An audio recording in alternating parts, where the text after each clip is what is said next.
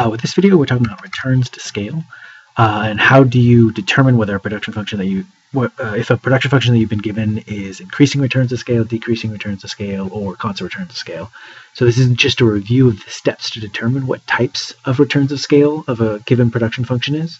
I've also chosen some basic and some deliberately tricky production functions to work with as examples.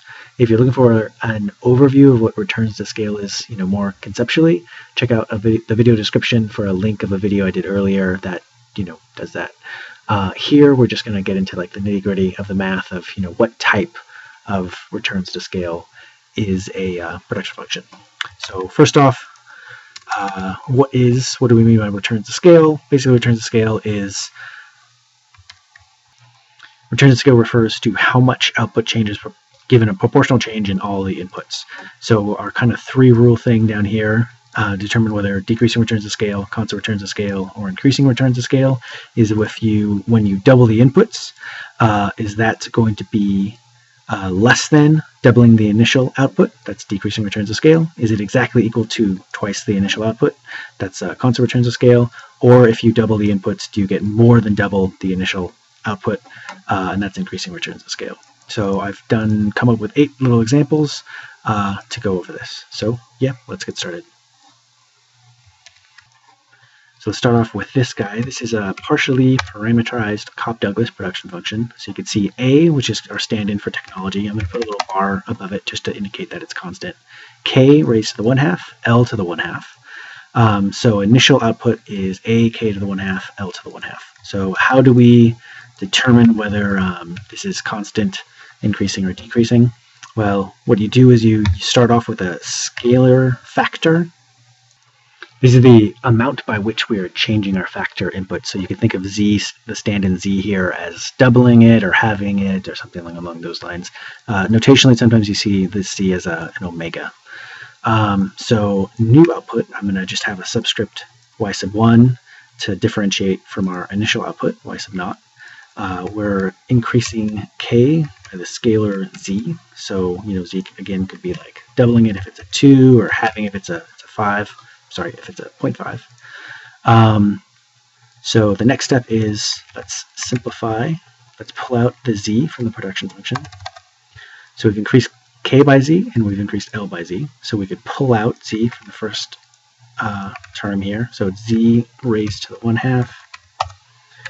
Then pull out the Z in front of labor. That's again another Z raised to that's 1/2. So Z raised to the 1/2 times Z raised to the 1/2. If we want to multiply two like terms that, when you multiply two terms with the same base, you can do that just by adding the exponents. So it's 0.5 plus 0.5, and 0.5 plus 0.5 is just 1, and Z raised to the 1 is just Z. And then this term right here, you'll notice is actually identical to our initial level of output there. So this term is identical to that term, just the parentheses were a little bit off. So given that this is our initial level of output, we could just plug in that initial level of output. And you can see by increasing the inputs by Z, we've increased the output by exactly Z. So based on our little cheat sheet rule, that's constant returns to scale. So our first one is constant returns to scale.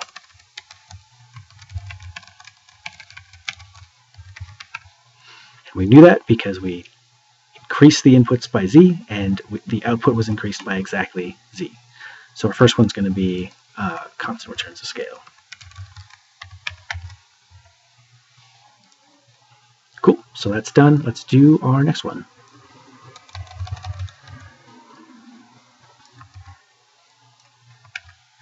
So initial output, we're going to call that y0. This is a Cobb-Douglas production function. So now we're going to increase the inputs by our scalar factor Z. Sometimes notationally people do it omega, so I'm going to put in the stand-in omega just for this next example, in case you're used to that notation. So if we increase both inputs, both factors, by that scalar factor, I need to do that over here. And then we're going to increase labor by that amount.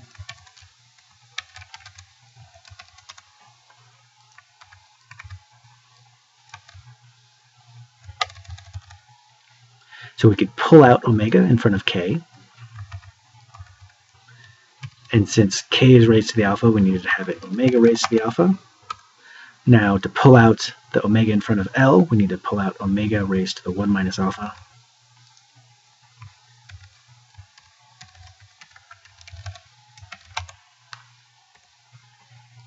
And then this term here, parentheses aside, is identical to our initial level of output over here.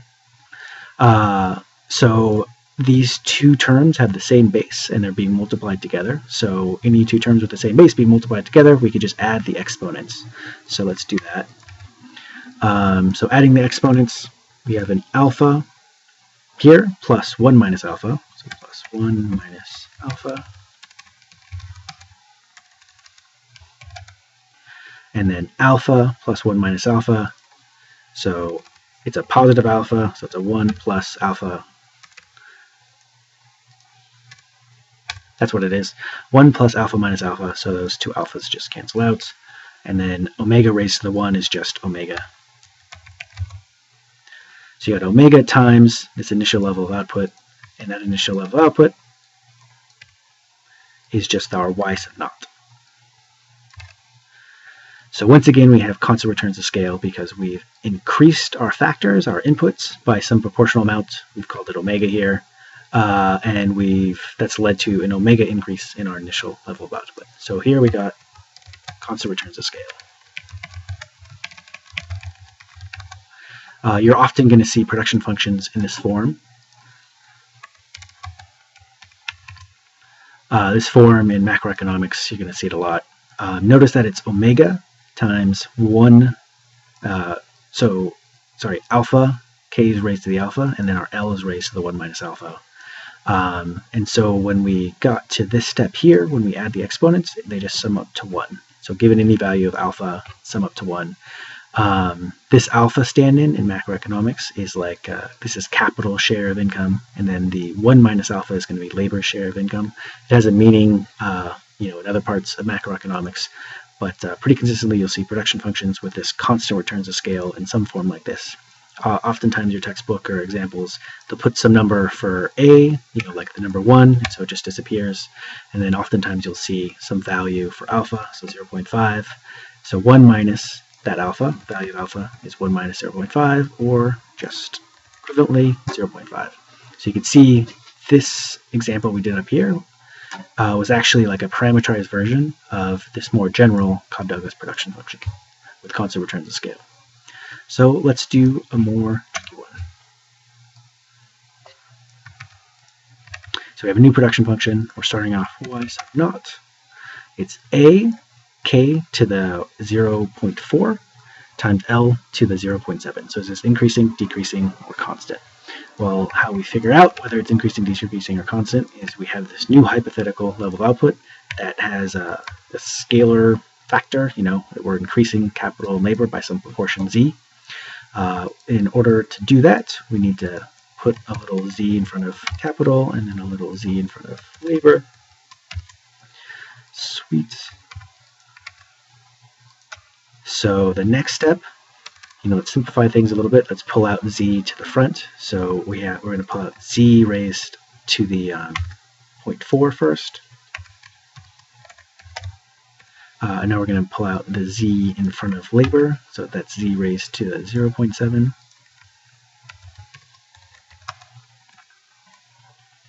So this thing right here is our initial production. So we can just plug that in. The only difference is the parentheses that don't change any of its meaning. To simplify our z raised to the 0.4 times z raised to the 0.7, we need to add the exponents together. So 7, 8, 9, 10, 11. So this is going to sum up to 1.1 when we simplify it. And then, once again, this is our initial level of output. So I'm going to plug that in. So z raised to the 1.1 is greater than simply z times the initial level of output. So what is that? When we've doubled the inputs, we get something, sorry, when we've increased the inputs by this proportion z, we've gotten an output that's more than z times the initial level of output. So which one's that? That is increasing returns to scale. So let's plug that in. Increasing returns to scale. So increasing returns to scale, you usually, when we're talking about a production function for an entire economy, dealing with like intermediate macroeconomics, we're usually always dealing with constant returns to scale. However, if you're seeing this in like a microeconomics course, we sometimes say that firms, single firms, have increasing returns to scale, where that there's some advantages to getting bigger and bigger and bigger. There's economies to scale. Well, technically, economies to scale is a slightly different concept, but basically, when we're talking about a single firm, usually bigger leads to bigger boosts to output. But yeah, this is just a nitty-gritty, grind out the answers type problem. So let's do the next one. The next one has a production function here. So our initial level of output, y sub naught, is A, our technology, times k raised to the 0.2 times L raised to the 0.3. So when we increase our inputs by our little portion, sometimes I've seen it also as lambda, so let's just do that as well. Okay. In addition to z and in addition to alpha, I've seen lambda as well, so we're going to increase these things by lambda, just to keep our notation somewhat flexible to the notation you may have seen in your textbook or class. So we've increased k by lambda and we've increased L by lambda. So the next step is, let's pull out our lambda terms. So the lambda in front of k is raised to the 0.2, and then the lambda in front of labor is raised to the 0.3. This output right here is just the level of output that we started with, so I can just plug this guy in. This is our new level of output, y sub 1. Now, combining our lambdas together, we have lambda raised to the 0.2 times lambda raised to the 0.3. Since they share the same base, we could combine them by adding their exponents together. And then 0.2 plus 0.3 is just 0.5. Another way to do 0.5, that's just the square root of lambda, but let's set that aside. So the square root of lambda is less than lambda y sub naught. So we've increased our inputs by lambda, and we've gotten a new output level that's less than had we just increased the initial level of output by lambda. So our new level of output is less than had we just increased that initial level of output by lambda. So what is that? Constant returns to scale, increasing returns to scale, decreasing returns to scale. Turning to our little rule, that is decreasing returns to scale.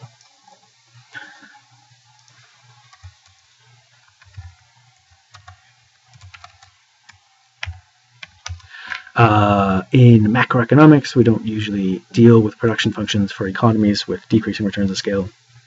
Are almost always constant returns to scale by assumption for like the small open economy model, the aggregate economy model, and the solo growth model.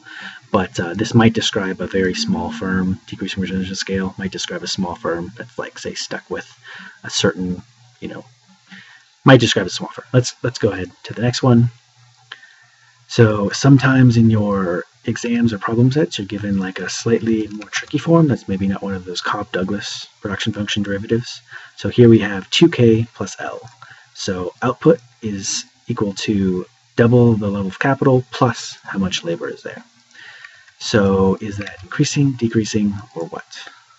So our new level is going to be z times the level of k, and then labor is z times as much. So to incorporate that in, let's put z in there, and let's put z in front of labor. So what does that work out to? So let's pull out z from both of these terms, and what we could actually do is surround the whole thing in parentheses, pull out z, since z is shared by both. We have z times this amount. Just to clean up what's inside those parentheses a little bit, we could remove those parentheses. So you now have z times 2k plus L. And note that 2k plus L is just our initial level of output. Once again, magically made simple. So I can just plug that in. So we've increased the inputs by this scalar factor z, and we've increased output by exactly that same amount. So which rule is that? Hopefully you remember it is constant returns to scale. So this production function here has exhibits constant returns to scale.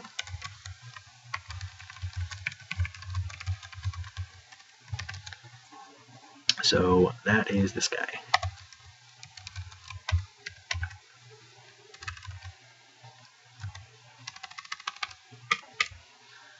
Great. Let's do number 6, since I seem to be on a roll. So plugging this in, our initial level of output, y sub naught, is equal to 3 times k times L. So yeah, let's just go to the new level. You know, the scalar factor before, I've used z, I've used lambda, I've used omega just for stand-ins. Let's just double the levels of output. So I'm going to increase capital by 2, I'm going to increase labor by 2. So that means I have to double capital, and then I also have to double labor as well. So pulling out that increase, that 2, let's see. So there's a 2 in front of k that I could pull out, and then there's a 2 in front of labor that I could pull out. So what I now have is 2 times 2 times 3 times k times L. So 3 times k times L can be kind of rewritten just to get rid of all those extra parentheses, just like this. And then 2 times 2, of course, is just 2 squared. I mean, you could also conceivably write it as 4, but let's do 2 squared.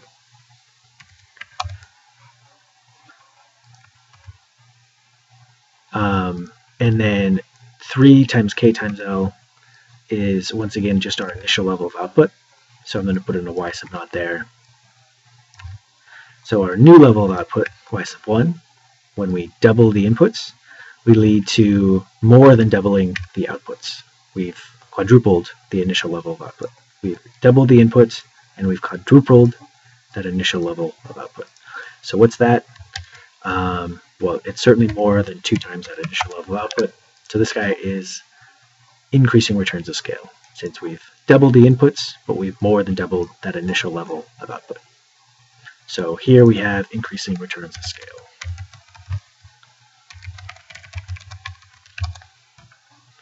Sweet. And just a note, this is actually a version of Cobb-Douglas production function as well. So where this is Cobb-Douglas, well, sort of like a Cobb-Douglas. So the stand-in for A here is 3. K is just raised to the 1. And then L is just raised to the 1. And so you could actually just look at a regular Cobb-Douglas production function, and if the exponents, when they sum up together, if they're equal to 1, as they are in this case, you know, by design, alpha and then 1 minus alpha ensures that when you add up these exponents, it sums to 1. You get constant returns of scale. When you sum up the exponents of the factors and it's greater than 1, as it is in this case, you get increasing returns of scale. And then if you have a production function in this form where it's like some number time and then you have all the factors multiplied to each other and the exponents are less than 1, as was in this case over here, see the factor 0.2 for capital and the factor of 0.3 for labor. When you sum these together, it's less than 1, implying decreasing returns of scale. So the point of all that discussion was just pointing out that this takes a similar form to the other production functions that we've done. And just looking at the exponents above capital and labor, I could tell that it's going to be increasing returns of scale because the exponents above the two factors sum to something greater than 1. Cool. So this is increasing returns of scale, increasing returns of scale. So let's do the last kind of trickier problems here. So yeah, so initial level production is why not? It's going to be kind of a familiar production function. You know, we've done one like that up here, but then we're going to add in, we're adding in technology. And then I put a little superscript about it, an A bar, just to indicate it's some constant amount. It's not in a factor input. So let's just take the normal steps. We're going to increase capital and increase labor by some constant scalar factor. the scalar factor z. Or increase labor by that scalar factor. But yeah, so A is not a scalar factor, so we're not increasing that. So following the same steps, we could pull out the z.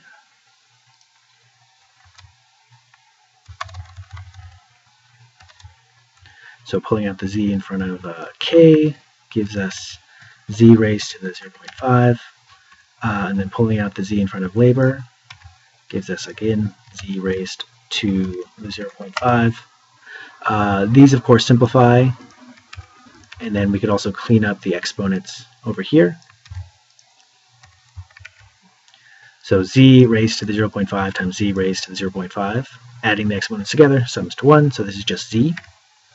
And then this all here is just this term, putting parentheses in front of it, around it. And then we have a bar. So we've increased the inputs by z, and we've gotten this level of production. So it's z times our factors, so which seems like constant returns of scale, but then plus this amount. Well, if it was constant returns of scale, then we would have something that looks like this. So if we did have constant returns of scale, then that would imply you'd have z times our initial level of output, right? So if it was constant returns of scale, then f of z times capital labor is increased would equal that. So constant returns of scale would have z times the whole thing. But here we have z times our first term, and then our technology term is just standing there by itself.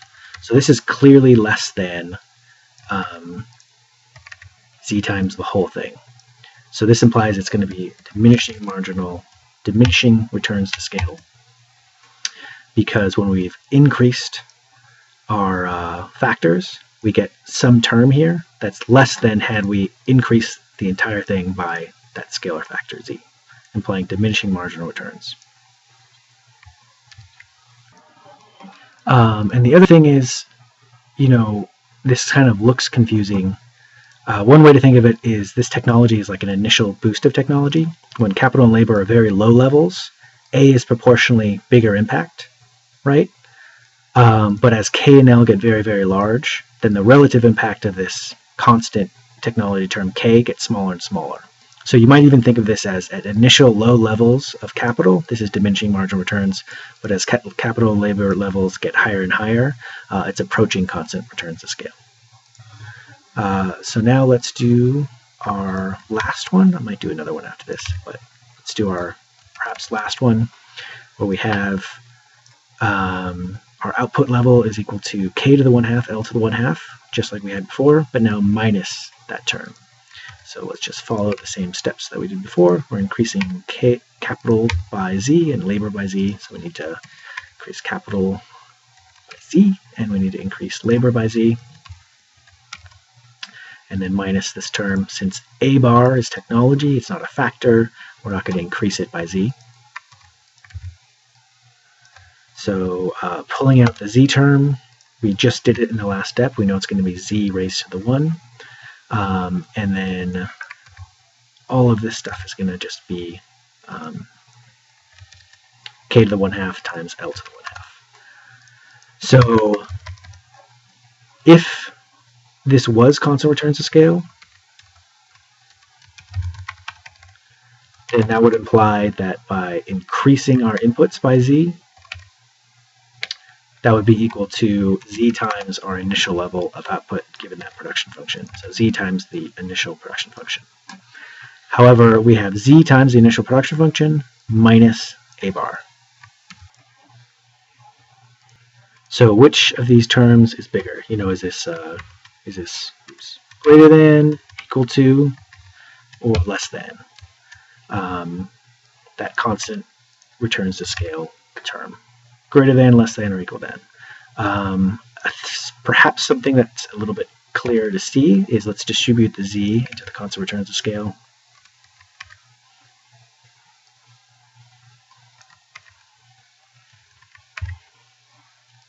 So you have z times this term, and we have z times this term. So those are identical, those are equal. So we can just move those away. But now we have minus a bar, and then we have minus z times a bar when we distribute the z into this full term. So minus negative z times a bar is clearly less than just negative a bar, because z is going to be some positive scalar. So this term over here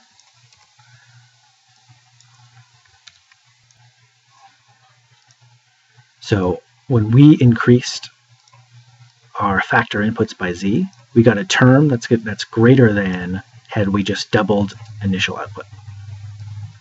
So this term right here is greater than constant returns of scale.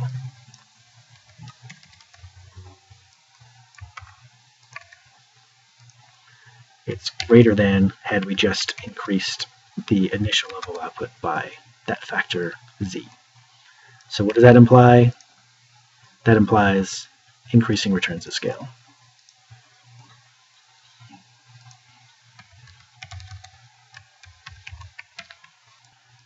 So we have increasing returns of scale with this production function. We had decreasing returns of scale.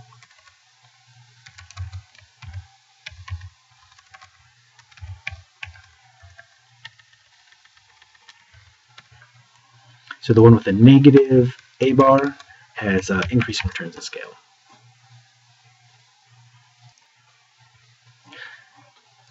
Cool. So let's do one last one. Let's have output is equal to some function of just capital labor. You know, we could conceivably have more inputs, but let's keep it simple. So we're going to have k plus the following. So we're going to have k raised to the 0.2. Don't know what's going on there. Wait a second.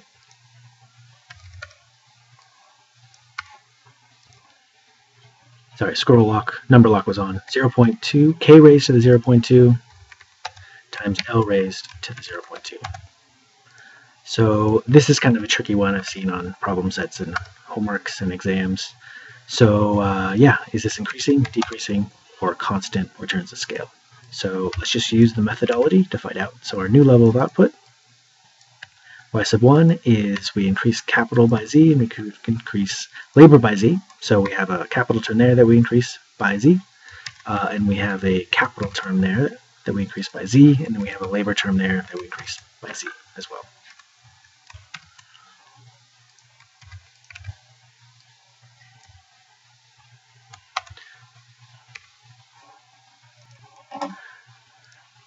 So simplify, or pulling out z as much as we can. We have z in front of k, and then all of this term simplifies to z raised to the 1/2 times z raised to the, z raised to the 0.2 times z raised to the 0.2 times our initial level, our initial term here. And then z raised to the 0.2 times z raised to the 0.2 is just z raised to the 0.4. So now we have z times k plus z times 0.4 times this term here.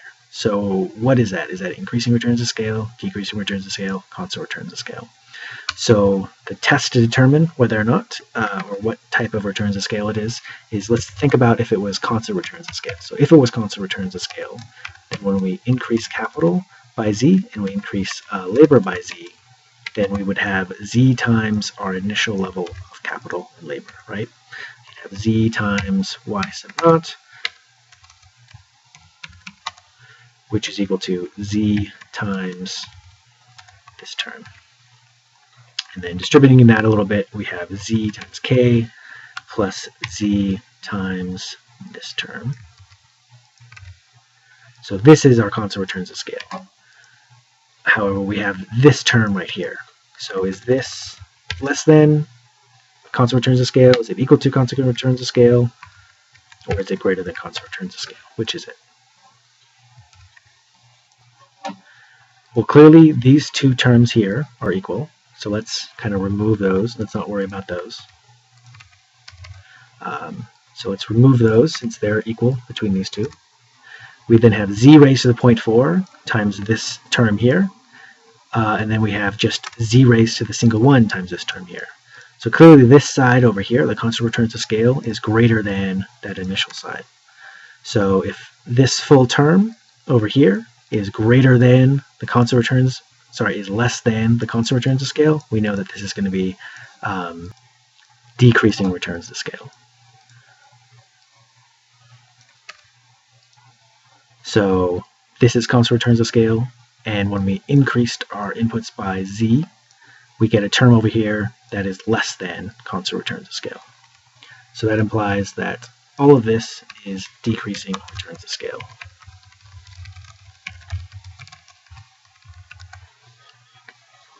So our last example here is decreasing returns to scale. Cool. Sorry I took half an hour to cover all these examples, but these are pretty comprehensive examples, kind of cover the gamut that you might see in an early part of an intermediate macroeconomics class. If you have any questions, let me know, and if you found this helpful, good for you, and if you wouldn't mind clicking the like button, that'd be awesome for me. Thanks, and have a good day. Bye.